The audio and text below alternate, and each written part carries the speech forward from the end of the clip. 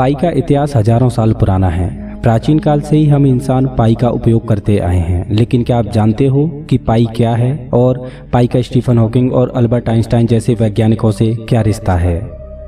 मैं जानता हूं कि बहुत से लोग गणित को पसंद नहीं करते, तो मेरा यकीन मानिए कि इस वीडियो में हम केवल पाई के रहस्य को जानेंगे और मैथ का तो बिल्कुल भी उपयोग नहीं करेंगे। दरअसल बात उस समय की है जब इंसानों ने पहले पहिए का आविष्कार किया।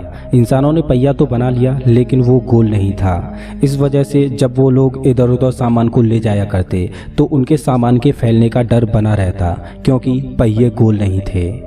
इसी तरह समय गुजरता रहा, लेकिन वो कहते हैं ना, किसी भी नई चीज का आविष्कार तब होता है जब हमें उसकी जरूरत होती है। जैसे हजारों किलोमीटर दूर स्थित संबंधियों से बात करने की जरूरत महसूस हुई तो टेलीफोन का आविष्कार हुआ। उजाले की जरूरत महसूस हुई तो इलेक्ट्रिक बल्ब का आविष्कार हुआ।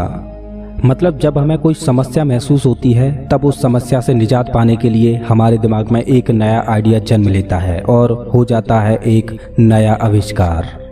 इसी तरह से जब पहिए का इतिहास आगे बढ़ता रहा और पहिया गोल होता गया, तब लोगों ने जाना कि कोई भी पहिया पूरी तरह से तब गोल होता है जब उसकी परिधि और उसके डायामीटर का अनुपात एक कांस्टेंट नंबर हो। और चाहे सर्कल छोटा हो या बड़ा हो, लेकिन इस कांस्टेंट की वैल्यू हमेशा सेम रहती है। और उस कांस्टेंट नंबर को नाम दिया गया पाई, जिसको ग्रीक भाषा में 16वें नंबर पर मौजूद अक्षर से डिनोट किया जाता है। अब लोगों ने ये तो जान लिया कि किसी भी गोल आकृति में एक कांस्टेंट नंबर हमेशा रहता है, लेकिन लोग अब भी उस कांस्टेंट नंबर की यानी पाई की वैल्यू नहीं जानते थे। और मजे की बात तो ये है कि पाई की एग्जैक्ट वैल्यू तो हम आज भी नहीं जानते, और सुपर कंप्यूटर ने तो पाई की वैल्यू निकालने से हार मान ली। और कुछ लोगों ने तो अपनी पूरी जिंदगी ही पाई की वैल्यू निकालने में गुजार दी। वो लोग खुद तो गुजर गए, लेकिन पाई की वैल्यू अभी तक नहीं निकली। अब आप सोच रहे होंगे कि पाई की वैल्यू इतनी इम्पोर्टेंट क्यों है और इसकी वैल्यू निकालना इतना मुश्किल क्यों है। ये तो आसान है, हमने तो स्कूल में पाई की वैल्यू 22/7 पढ़ी थी। 22 को 7 से डिवाइड करते जाओ और पाई की वैल्यू निकल आएगी। लेकिन मेरे दोस्त, मैं आपको बता दूं कि जो आपने पाई की वैल्यू 22/7 पढ़ी है वो गलत है और आपने गलत पढ़ा है। दरअसल पाई एक इर्रेशनल नंबर है और इसकी वैल्यू कभी भी रिपीट नहीं हो सकती। आपको जानकर हैरानी होगी कि बिना पाई की वैल्यू जाने हम स्पेस में कोई भी मिशन नहीं कर सकते, ना ही कभी हवाई जहाज बना पाते।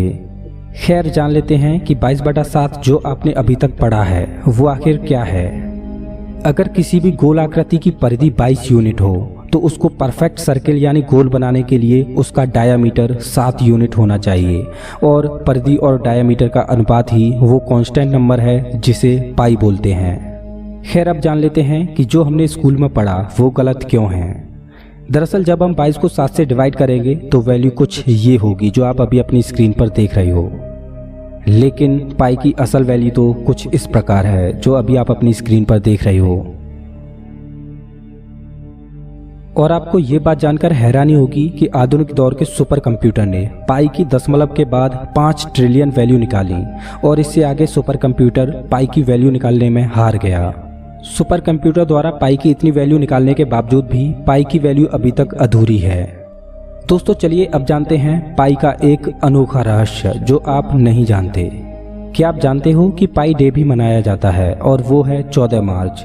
लेकिन पाई डे 14 मार्च को ही क्यों मनाया जाता है? तो इसका जवाब पाई की वैल्यू में ही छिपा है। और आपको जानकर हैरानी होगी कि 14 मार्च को भी पाई डे सेलिब्रेट करने के लिए एक निश्चित टाइम है, और वो है दोपहर के 1:59। अब पाई डे इसी समय सेलिब्रेट क्यों किया जाता है? तो इसके लिए हमें पाई की वैल्यू को आगे बढ़ाना होगा। अब आगे मैं आपको जो बताने जा रहा हूँ, या तो वो एक इत्तेफाक है या फिर कुदरत का एक करिश्मा। फिजिक्स की दुनिया में उथल पुथल मचाने वाले महान वैज्ञानिक अल्बर्ट आइंस्टाइन का जन्म 14 मार्च को ही हुआ था। और अब एक और इत्तेफाक बताऊं, 14 मार्च को ही महान वैज्ञानिक स्टीफन हॉकिंग का देहांत हुआ था। दोस्तों, आपको क्या लगता है कि क्या ये एक इत्तेफाक है या इसके पीछे कोई और रहस्य है?